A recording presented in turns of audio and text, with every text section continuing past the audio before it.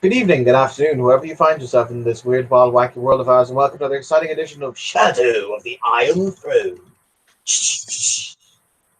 That apparently needs that kind of intro. That Shadow of the Iron Throne. was also Me and Evan have been talking about getting a audio cue to play after that. Yep, we have.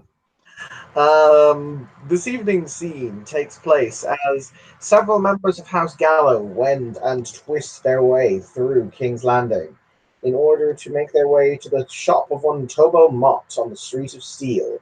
Lord Gallo is seated on the back of a fine black horse, his long his sorry his long blue outfit streaming behind him, the black cape over his shoulders spilling over the horse's haunches. But he has a rather large box affixed behind him in the saddle because he is not letting this particular item, this little piece of objet d'art, out of his sight. And yeah, others may do their intro. You guys go. I'm gonna save the best for last. Oof. But you're I not mean, introing Ashram, so I don't know what you mean. I'm technically not even here. You're an ST. We need you to live. So I'm guessing he took Ashram with him instead of just running with Ashram, running to Ashram. So yeah, Ashram is in the back with the item, making sure no one touches it, I guess. Excellent. My eyes. With probably Yeah. still his spear in one hand, his foot kind of on the box there. No one kind of sneaks and opens it. For convenience, Tobo Mott will be an evil fucking scarecrow for this scene. Because that's the only photo I have available. Why is that? I have a lot of photos available. I just thought this was the coolest. You shouldn't lie to your friends, as Pat Pat. So following, I suppose, between Lord Gallo and Ashram, perhaps, I don't know, is a litter carrying a very important young lady. Lord Gallo's baby sister, Alicene. She's simply waiting for us to stop before she gets out.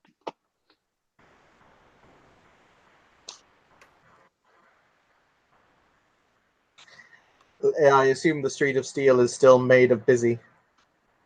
Yes, it is made of busy mud and shit. Ah, the capital. There's other bodily fluids if you're interested. No, thank you.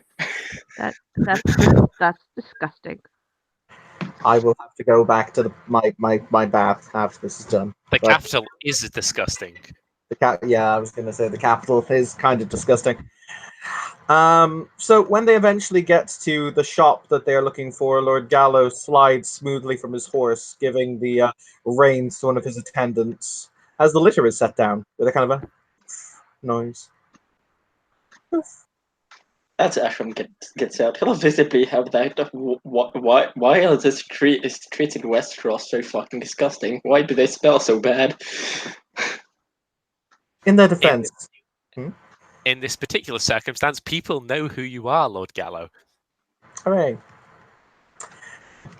He looks at They Ashram greet you like an old friend. Aww. He looks at Ashram and he shrugs and he says, "In their defense, the streets in Old Town are somewhat better. Most of them are cobbled. Here, King's Landing grew exceptionally quickly, and so there wasn't always time to do the correct amount of maintenance on things that should have been maintenance." He'll shrug. So as the litter is set down, a very lovely young woman will emerge. She's dressed in a very dark blue and black dress with long sleeves, long skirt that trails behind her, and her hair is set up nicely, and she's wearing very beautiful jewelry. And she will, I suppose, walk up to her brother and with two attendants behind her. Is the litter like high up or something? No, it was literally being held up by about 4 or 5 people on each side of. Basically, there were 3 or 4 people on each side of a long wooden pole that were basically carrying it. It's like a box that people ride in, essentially, but people like pick it up and carry it from one place to another with a person inside. The way that yes. the way that I see this entire scene going along is pretty much Ashram was also here.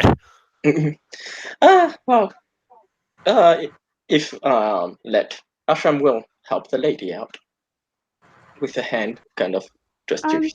She'll take your hand and get out and she'll say thank you, sir. It is my honor, my lady. And he'll say with a bow. And she'll give you a smile. But her attention quickly turns to her brother. For the record, Asherael, the bearded priest that is Lord Gallo's constant shadow, without speaking, without doing anything, without being prompted, reaches up and collects the very large box from the back of Lord Gallo's horse, hefting it over his shoulder. At which point, Lord Gallo, he wraps his arm around his sisters, as he says very quietly in High Valyrian to her, "We won't be necessarily very long. However, it was important business. Then we'll go up to the castle."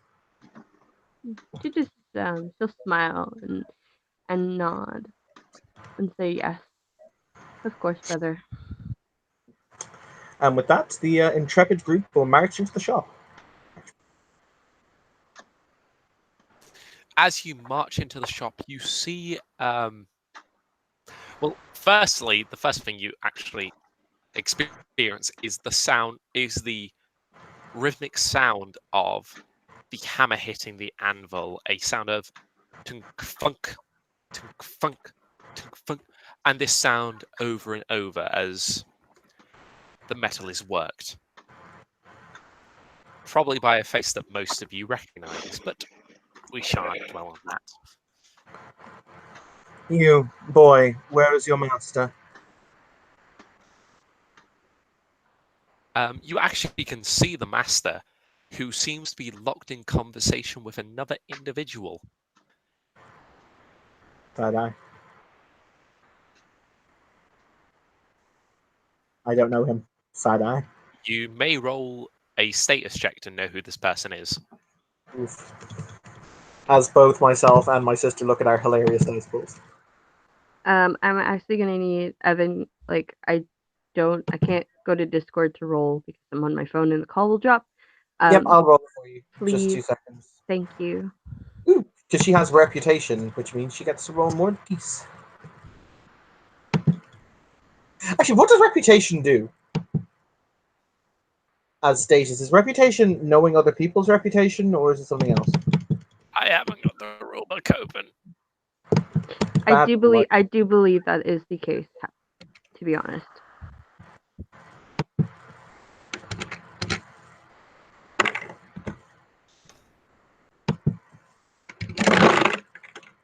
My sister gets a total of 27. Oof.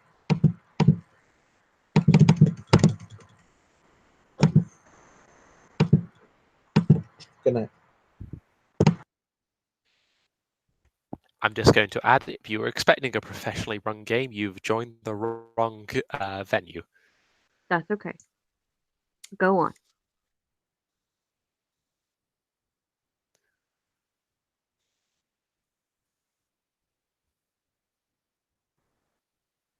Sorry, so she got a 27, and I'll roll mine.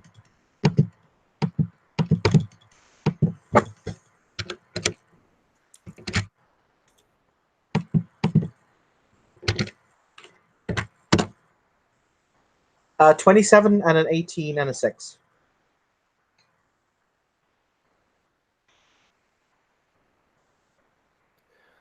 Okay.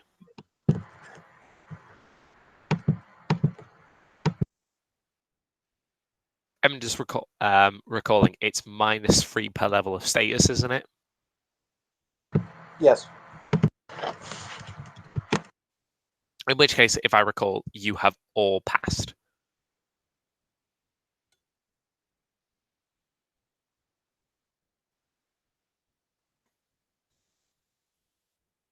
Actually, except Ashram. Ashram does not know who this person is.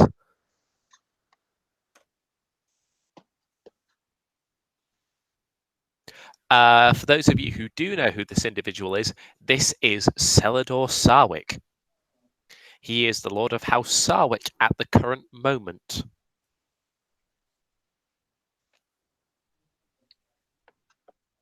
Interestingly enough, he was not originally a Sarwick. He married into House Sarwick.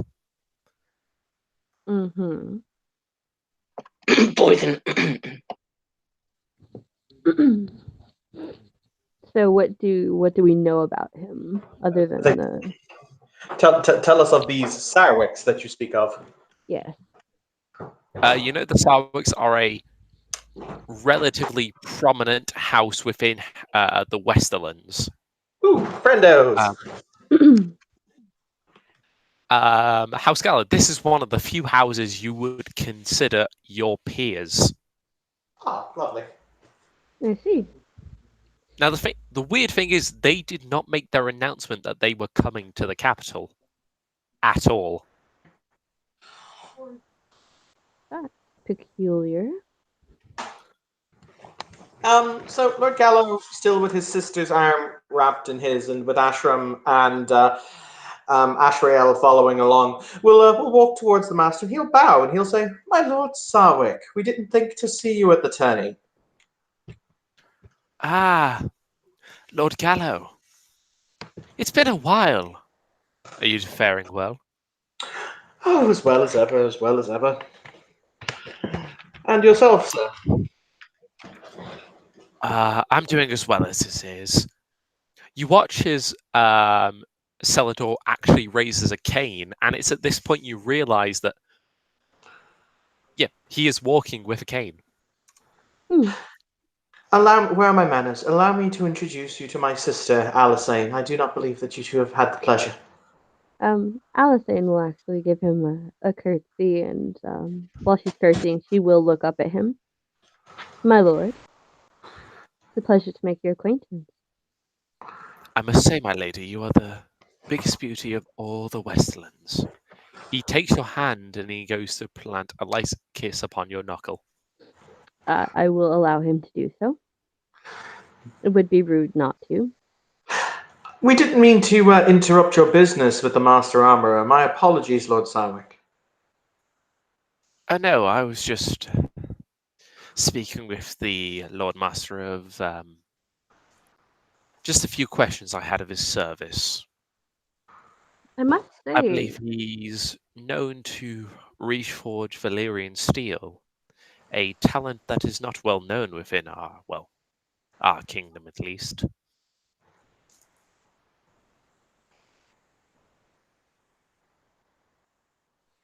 Alisane will actually kind of give her brother a little bit of a sly look when he says that. Rather interesting. Lord Gallo snaps his fingers, at which point Asharael steps forward. He bows to the group collectively, not knowing, obviously, whom he wishes, or not knowing, or rather, to be polite, before he will crack open the box, in which you will see the large double-handed war axe made entirely from Valyrian steel.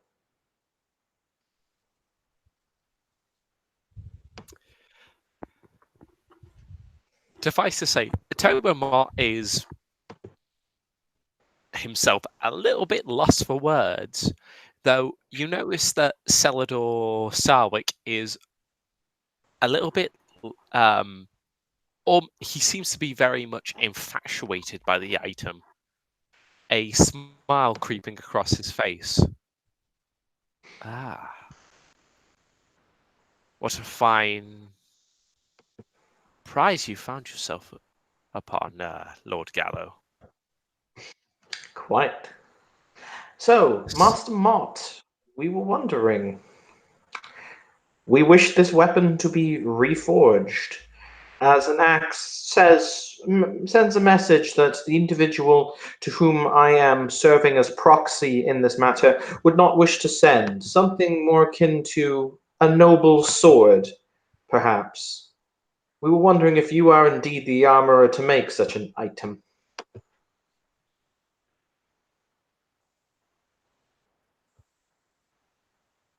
A few seconds pass as Dobermont somewhat gathers himself, of course, being present to such a prestigious weapon is a bit of a surprise, especially in Westeros. And he somewhat stutters over his words as he tries to find the correct words to say as he roughly goes, yes, my lord. What is it you wish done with the item in question? For the record, how much of because this is a big double-handed war axe. Like this is one of the kind of the two-handed axe. It's a battle axe basically. How much Valyrian steel is in that? Because I know that in ice there was enough to make 2 swords, but this is not necessarily as large. But I'm trying to mentally kind of picture how much steel there is in that. If that makes sense. I mean, because it's not just the axe blade; it's also the heft as well. Is all one piece of Valyrian steel. I'll be honest. I'm in somewhat of a shared situation with you.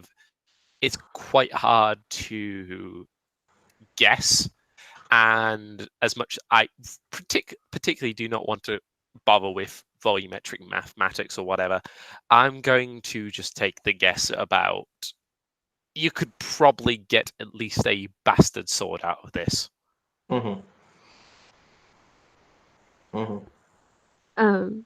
While Lord Gallo is in conversation with the armor, Alysanne is actually going to look around his shop a little bit. She's looking specifically. I don't necessarily know if she would come here for things like crossbows, or if I'd have to go to a completely different shop for that. Question. Could you, less of a question actually, could you roll your awareness plus your notice? Evan, would you be a deer? I will indeed be a deer. Thank If you. Ashram is looking, well, not in the same area, probably in the shop because he's looking at the spears, do I roll the same thing? Yes.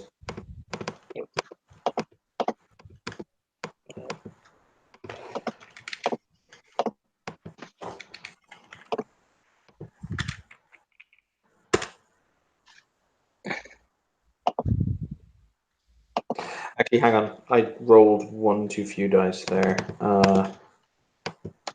Give me just a moment. Mm-hmm.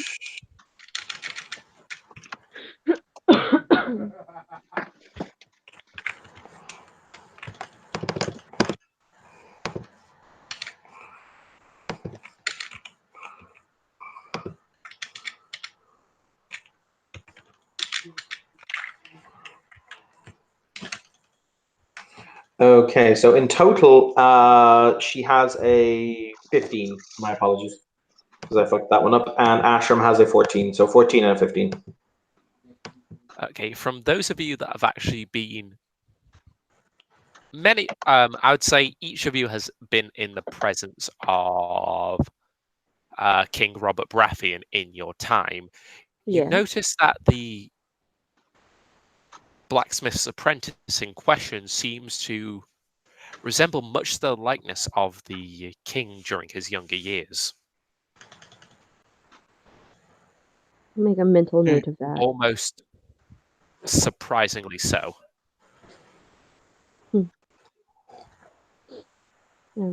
I'd like to, when Alysanne notices that, she'd like to make eye contact with her brother,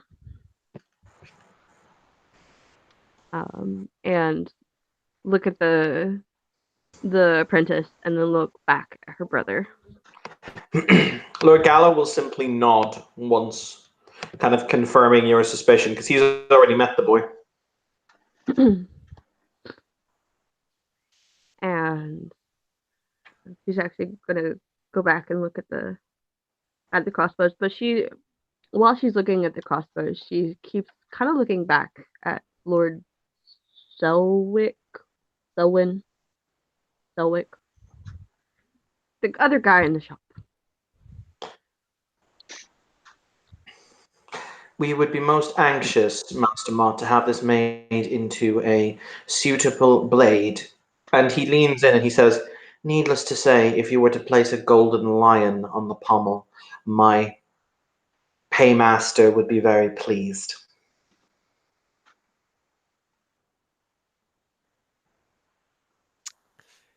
It really does not take long for Master Mott to really get the idea, and the almost quick succession of nods that come from him really show his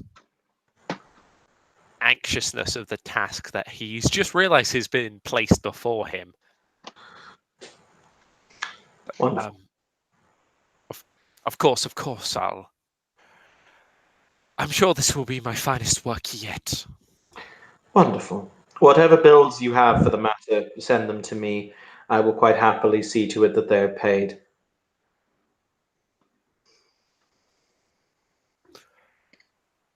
So while this is going on, Ashram is, looking at the spears, and he'll be like, "Hey, apprentice guy, you're not busy. Come help me. Can you come help me?" Like a look, just gives him a look, like, "Hey, come over here."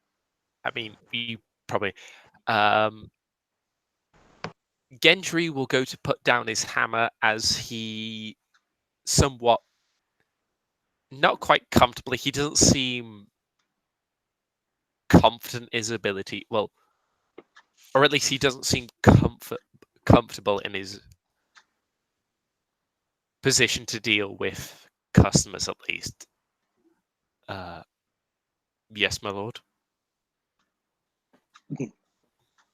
You can call me Ashram. I am no good. And he'll smile, genuinely. Right. There's definitely a level of doubt in what you just said. He does not seem to trust you there.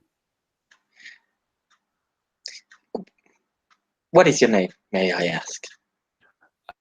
Gendry. Gendry. My lord. And he'll look at the spears and be like, can you tell me which, well, there are a wide number of spears here. Can you tell me which is your master's finest work? Well,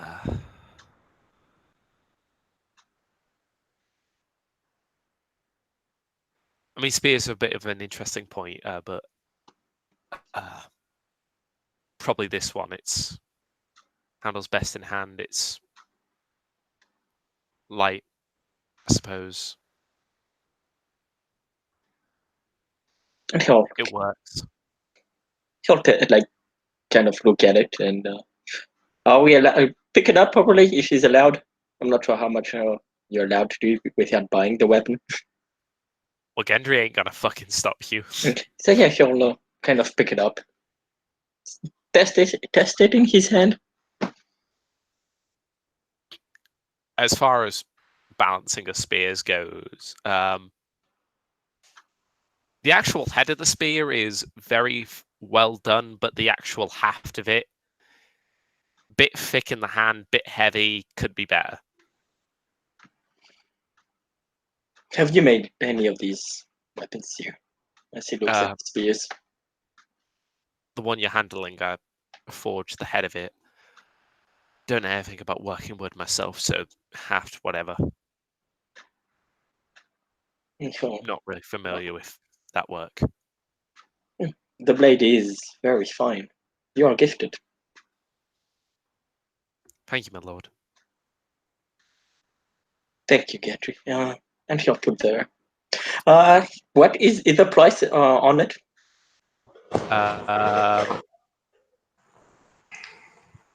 You wouldn't see a price actually on the item, but okay. You notice during the entire time that you are talking with Gendry, he almost completely avoids eye contact.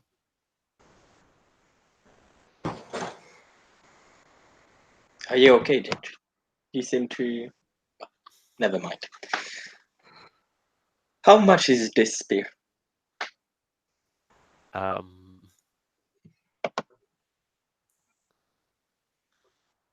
Usually it goes about the price of our usual spears, my lord. Which is yours as well. One Is it the second, price of a? Okay, go. I am scrolling through the book, but I would say roughly about. It is the price of a regular spear, though you can tell the quality is that of a superior spear. So it'd be a fucking bargain, is what you're saying.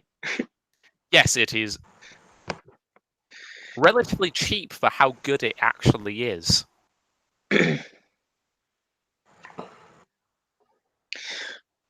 So yeah, sure. Buy the spear then. Goes it. I will buy the spear then. Of course, my lord. Yeah. Just give me a right this way. There's definitely a level of you can tell this kid is not used to dealing with customers in this way. This is not what he does. But he seems to be trying his best.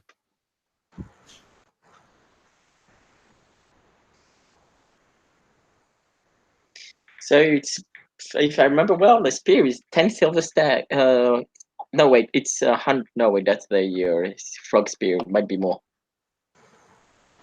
It's I think 100 silver stags. I mean, bear in mind, we don't actually physically carry that much money on us, so we just like write little things of like script to say, Okay. I owe you this, and then they come and collect the money from us at our homes because like no one really carries like 100 coins on them at any given time. It's Okay, really, that's it's fair. really, it's really not smart to do that. Yeah, true. Unless you're Tyrion. That's a one-way street to somebody be like saying, "Hey, robbed me."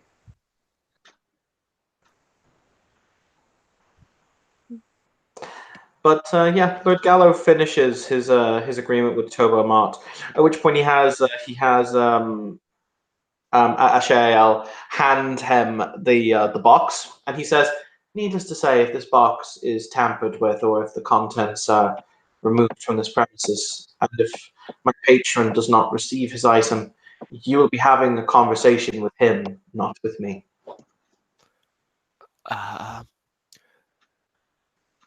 Of course, my lord.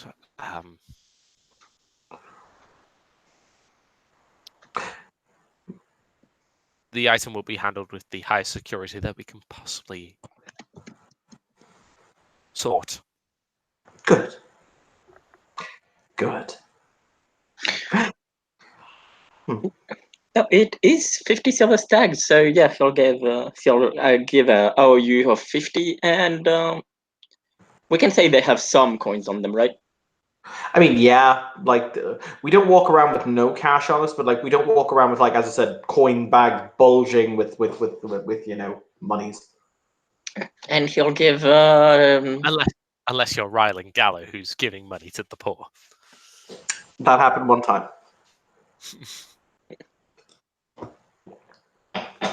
Actually, what you probably do is realistically, you probably just give a script basically saying, "Oh no, that's what Gallo would do." But then again, continue.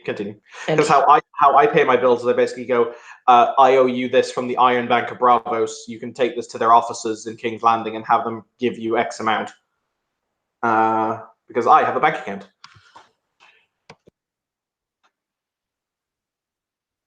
But he'll write an OU to the shop, I guess, of 50, and for Gentry, and he'll actually get 10 coins from his low coin, which is not probably doesn't have much more if he has more, and just give it to Gentry. And this is for your troubles. Alisane is still looking at the crossbows, like she's trying to decide if she'd like to buy a new one or not. She'll pick one up off of the shelf, perhaps, and kind of test the weight on it, and etc. And she'll actually say, "Brother, would you come here for a moment?" Yes, my dear. He walks over. You like it? I do. Hmm. I'm really hoping to go hunting soon. I heard that Lord Uland was planning to have a hunt, so perhaps that can satiate your lust. He takes the crossbow in both of his hands. As you say Lord Uland, you hear in the distance of King's Landing, you just hear the echoing of wine! It's funny. It's almost like he's right here with us. I don't understand, but okay.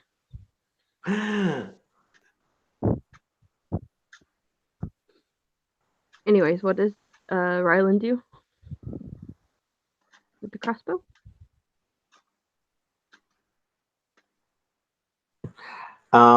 What he does is he takes it and he knocks it, and he basically draws a bead with it.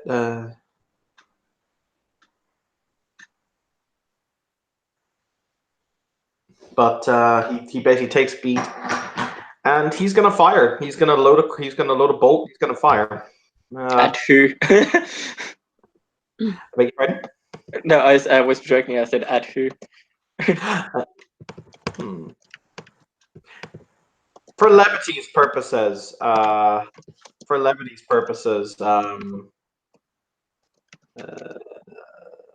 as is anyone eating an apple? Sure. Sure, why not? What's the difficulty to hit the apple? Let's go with 15. How badly do I have to fuck up to hit the guy? Considering you're that good, I'm gonna say you need to like miss his AC entirely. Shouldn't crunch. Apple goes to wall. You watch as the apple flies from his hand, and he just looks at the wood along the lines, and just the expression on his face just seems to tell of, that was a really good fucking apple. I was enjoying that. Lord Gallo will flick this random fucker. Like, I'm going to assume it's one of the low-income people. He's just going to flick them a gold dragon. It's like, there you go. You have been my target practice for the day. He takes the gold dragon, and he's like, "Fuck that apple! I don't fucking care now." I can buy 100 apples. No, it's actually probably more. I can buy 2,000 apples with this. I'm gonna buy a motherfucking chicken with this. Buy chicken. Yeah, no. At that statement about a chicken, you realize this guy probably does not know the full value of a dragon, but It's fine. that's neither here nor there. But he nods and he says, its sights are accurate. It's not bad. If you want it, you can have it. He passes it back down. She just kind of beams at him, like, please, can I have a new crossbow? Please. Master Mott, considering we have graciously given you this masterwork to complete for our most generous patron, you will, of course, consider this crossbow to be a gift to my darling little sister. Of course. And she just smiles like she is a spoiled brat. She has a new toy. She's happy. Just don't use it to steal prostitutes, okay? At this point, you hear the echo of Lord Gallo. I hear you're quite the shot.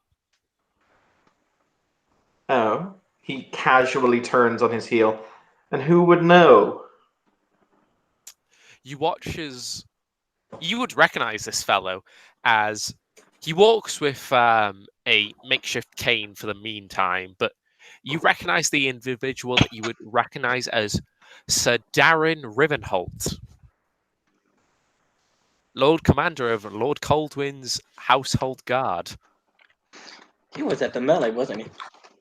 He indeed was. Yes, he was. He's the one who fucked up Lord Ryland Sherwood. Lord Ryland.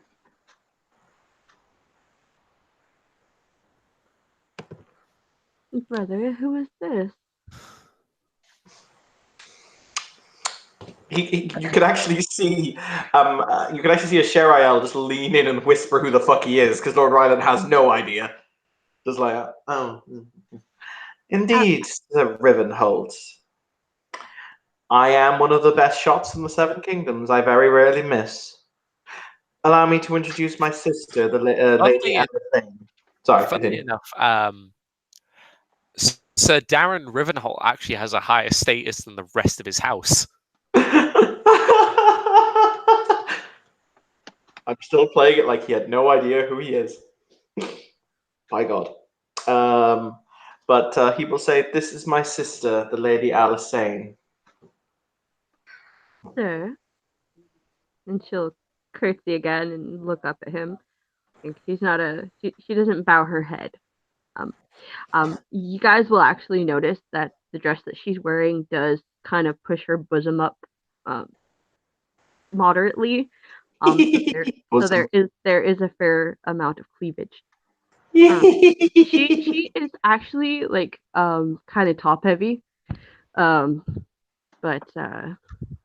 she's also really short. For those of you, she's maybe about 5'2", maybe. But Why is it that you inquire as to my skill with a bow? Oh.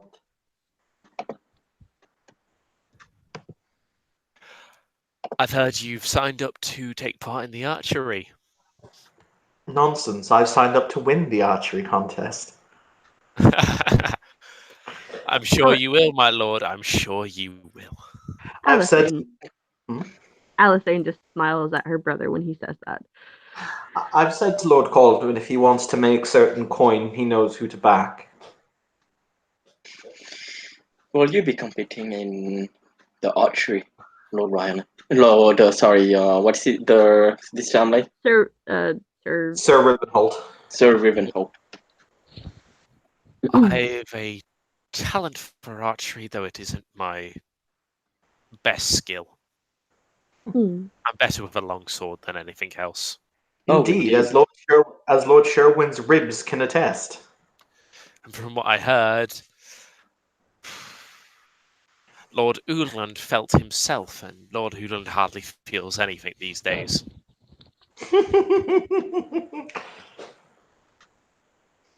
It's a mixture between the brawn and the wine, I maintain. During that close lock that me and him had, which most of the melee were not accustomed to hear, from what I heard, his own words were, fucking hell! But that's neither here nor there. Alyssane looks at her brother like she's horrified. No. He doesn't like pat her on the head, but he kind of strokes the back of her neck, like no.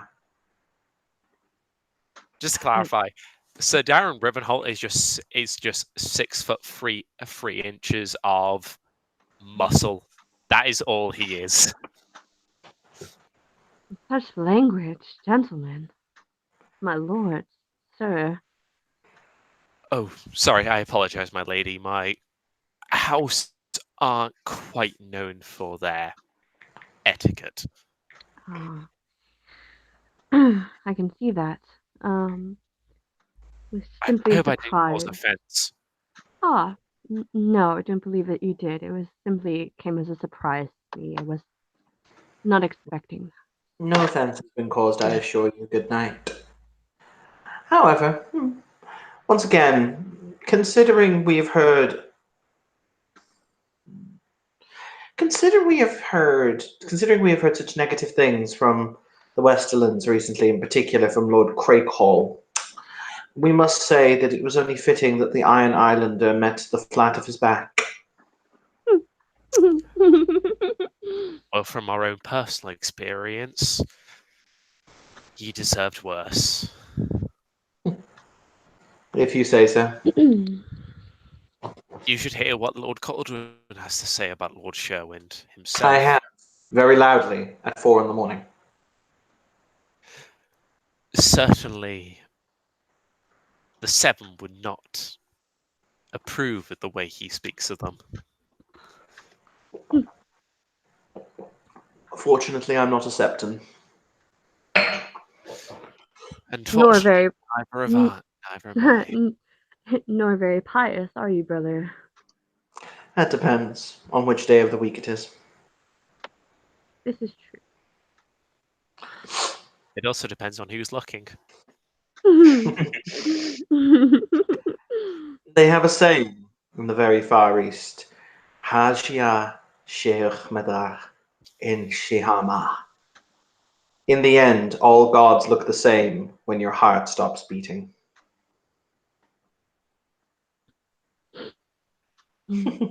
Perhaps the Far Eastern does know right from what we do. No. But we have tarried here quite long enough. I have told my darling sister that I will take her on a walk of the gardens of the Red Keep. Alison will actually, she's gonna walk over to the guy that was in the store before we got here. And she's actually, what was his name? The guy with the cane? Lord something or other. Anyway, she's gonna walk up to him and she's going to say, "Excuse me, my lords. I wondered if you would honor me and my brother with your presence for a walk in the Guardians of the Red Keep."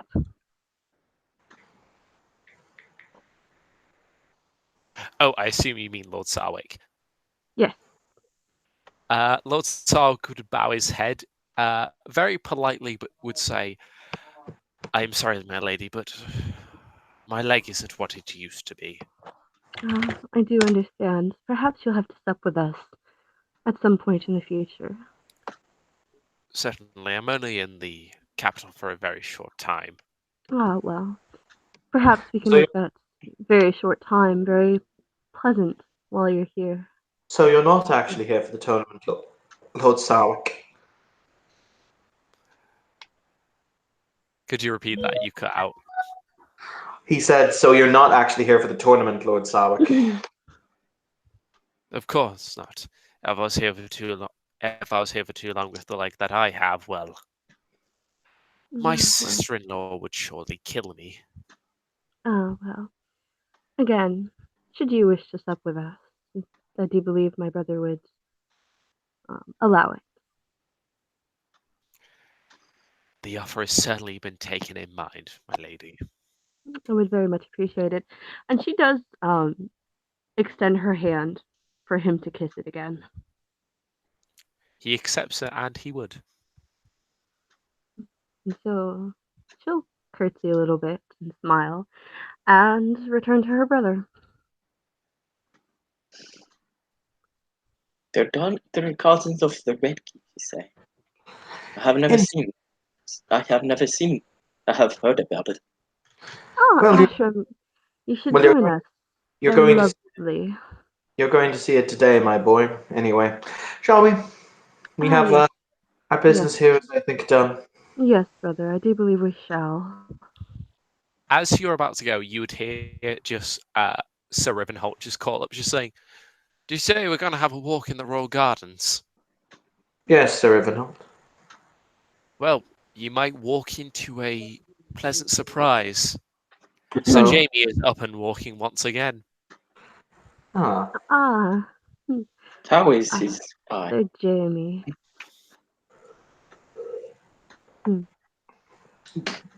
rather bad business that. The Seaweed Knight did aim for his head. Out of character, what happened? I will let Az explain it because I'm going to go get a drink. Okay. During the joust between the Seaweed Knight, which is Bishop's character, and Sir Jamie Lannister, Mm-hmm. it was a fairly even match, more in the favor of the Kingslayer. However, on the last pass, the Seaweed Knights, he managed to unhorse Jamie. However, the lance snapped off inside of his helmet visor, Ow. and a raven was sent back to Castley Rock on the matter. Goodness. My. So it was somewhat of a question of whether or not Sir Jamie had maintained his eye. And did he? Currently, that's not known. Oh, well, I do believe we shall find out. Brother, shall we? Indeed we shall, my dear. Ashram, would you walk beside me, please? It will be my honor to walk beside a beauty only given by the gods. Oh, such a flatterer you are. It's interesting how many of the members of House Gallo have the attractive quality. I mean, blood of old Valyria, come on. Yeah. Hold on.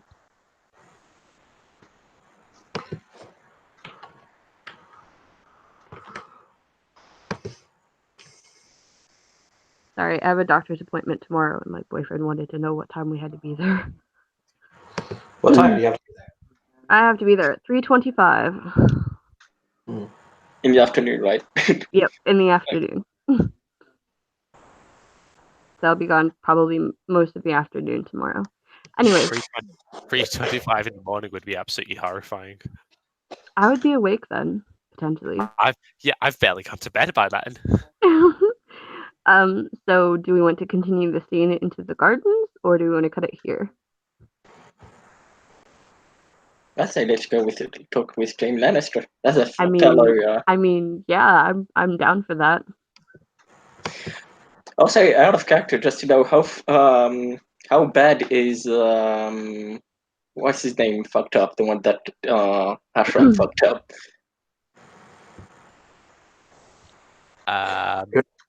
Sir Yeah, I think it was Loris, wasn't it? Yes, Loris, that's his name. He's fine. He's just on bed rest, basically. I'm gonna go to the bathroom right quick, but you guys can segue into the gardens if you want to. All right, we are apparently segueing into the gardens. Segue. Into the gardens, into the gardens, into the gardens. On a side note, did you know the guy who invented the Segway died on a Segway? No, I did not. That is quite funny. He fell off a cliff on a Segway. Hand to God, that is a real thing. That's right. I did hear about that. I know Jack Daniels who invented the recipe for Jack Daniels whiskey died of alcohol poisoning, but I did not know that. Yeah. It's either the guy who invented Segways or the guy who owned the property rights to them. They died on a Segway falling off a cliff. Do you know what Jack Daniels' last words were? What? Just one more drink. I mean, I wish I was joking.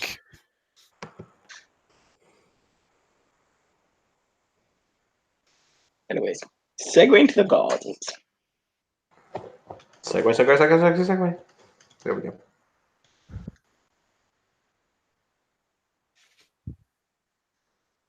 Oh my god, look, it's season 1 Jamie. Holy crap, when he was pretty.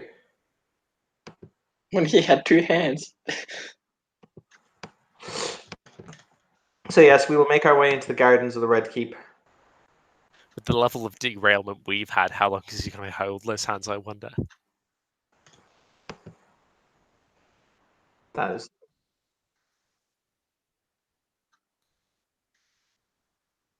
Alright, sorry about that. I'm back. Oh, good. We just got to the gardens because we were first talking for a little bit. Okay. So, you arrive in the gardens of the Red Keep.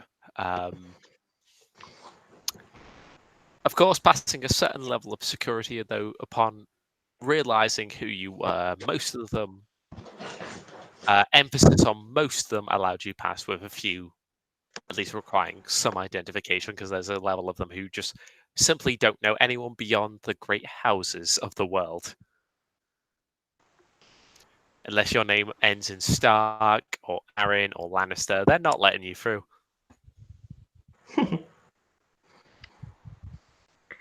Alicent actually changed a little bit when they got back to the Red Keep.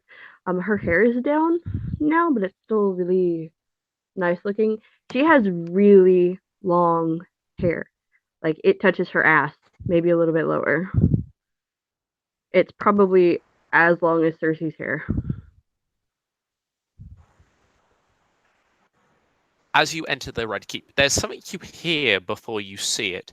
You hear the sound of steel upon steel, and as you go, you see Sir Jaime locked with another member of the Kingsguard, Sir Boris Blunt, in combat. And you notice the combat, at least on Jaime's side, seems particularly more violent than you would normally expect.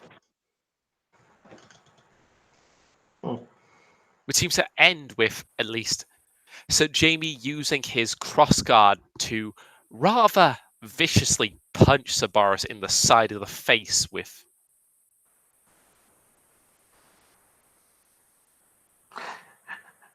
There's a wonderful moment of ooh. Oh no, you fucking saw that and you felt that. Oof. Alicent cringes a little bit.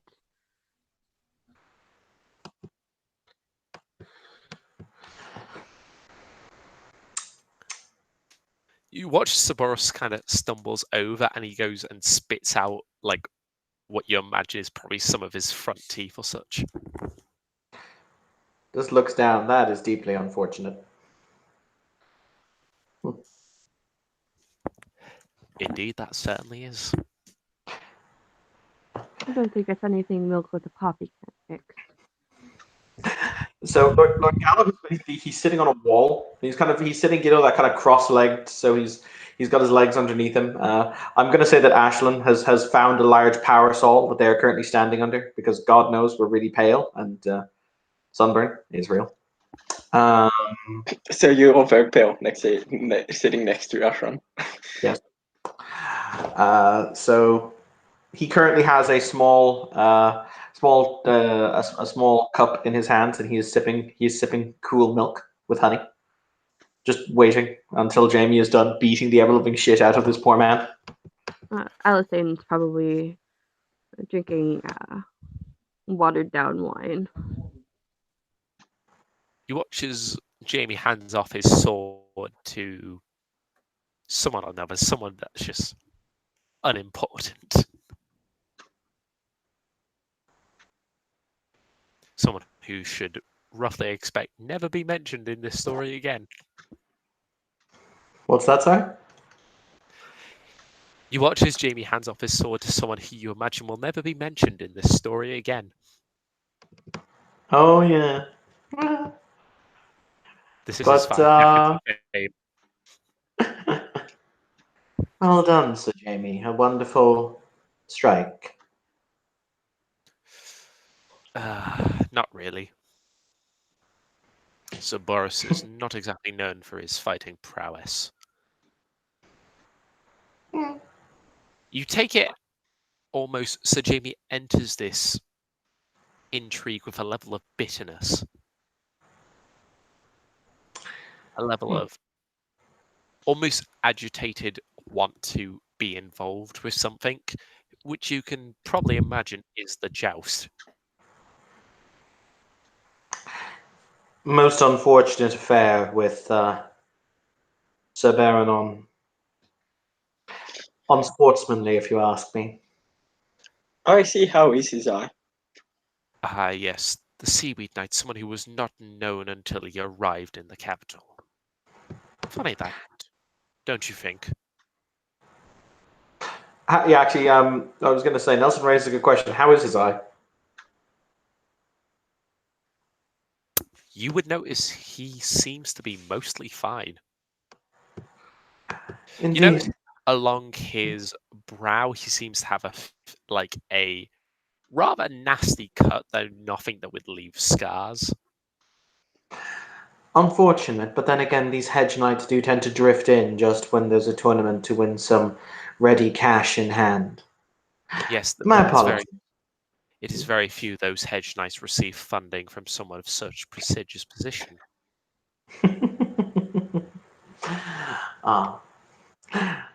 He smiles and he says, Oh, sorry, was I not supposed to notice?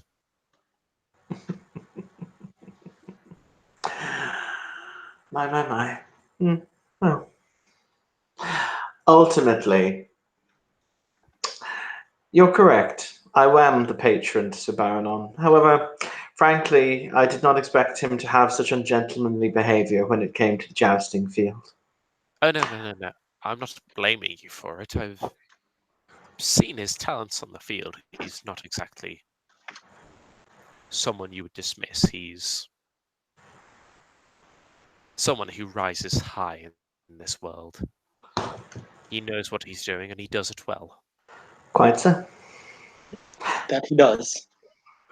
Where are my manners? Sir Jamie, allow me to introduce you to my sister, Lady Alasane Gallo. I do not believe you two have met. He gives a very curt nod at that. My pleasure. She'll curtsy and look up at him, and she kind of shows off her womanly features, and smiles at him. Sir Jamie, it is a pleasure, I must say. You would experience something that you are not familiar with, and that is along the lines of Jamie just seems to dismiss your figure entirely. That's okay.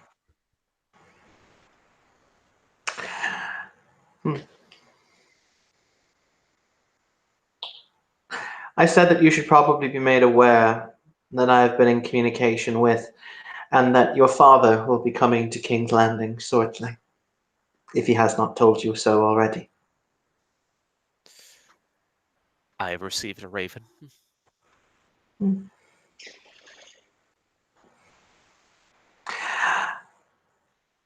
I am curious, Sir Jamie.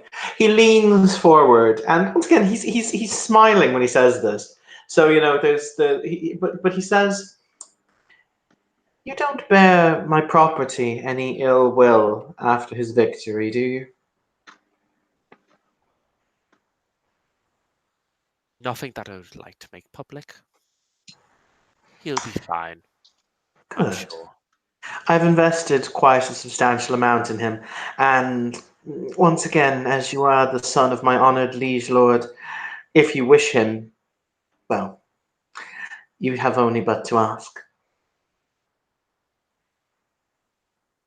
Why would I wish someone of so low standing to be gone in the darkness? What's the honour in that? As you say, sir. But we shall see. Now, from what I've heard, you Valyrians like the shadows, don't you? What did he say? He said, from what I've been told, you Valyrians like the shadows, don't you? Alasane kind of gives Sir Jamie a little bit of side eye when he says that. Jamie seems to notice the side eye, but there's a certain level of his expression that really shows he does not care. Ah, yes. Well, what can we say? We are a particular breed. But Aren't we again, all? You know, I've always wondered, how did House Gallo feel? You know, when I stabbed the Man King in the back. Alasane will let her brother answer this one. House Targaryen ruled the Seven Kingdoms for nearly 300 years. Some of the kings were good, some of the kings were bad. Some of the kings raised great monuments, and some of the kings tore them down. The fact of the matter is that the Mad King would have torn the Seven Kingdoms asunder. You merely allowed Lord Tywin to sweep away the old and bring in the new. Lord Gallo, my father, understood this as a necessity. I understand it as a necessity. Do you want to know something that I find interesting? By all means. Your house has followed much of a similar tradition to House Targaryen. You married in with your own blood, yet you are yet to meet a ruler who lose sanity. I wonder when that will happen. He does not give you the honor of a response before he leaves the garden. Alicent, when Jamie says that, Alicent will actually pull her brother aside, out of earshot of Sir Jamie, despite the fact that he's walking away. And she'll just say, perhaps we're more selective than the Targaryens ever were. He is a wounded lion, my dear. They oftentimes have more roar than bite. Plus, also, we are currently very well and highly considered by his sister. He shrugs. Ultimately, we are doing Lord Tywin's work, and he will see to it that we are rewarded. A cub with a thorn in his paw. Perhaps. However, we will let him roar. Ultimately, if it makes him feel better, well. Well, as long as he doesn't decide to bite or claw. Well, you must understand, my dear sister. He speaks about how we like to be in the shadows. That's fine. He stood in the shadow of the Iron Throne when he plunged his sword into King Aerys' back. He is all too familiar with the concept of shadows. I might have been a young girl when that happened. But I do Sorry, remember I'm just going to have to take a second recover from that. I felt that. Alicent will just say, I might have been a young girl when that happened, but I do remember this story. Oh God, it's Papa! Run away! Run away! I just thought it was appropriate for the world's greatest dad mug.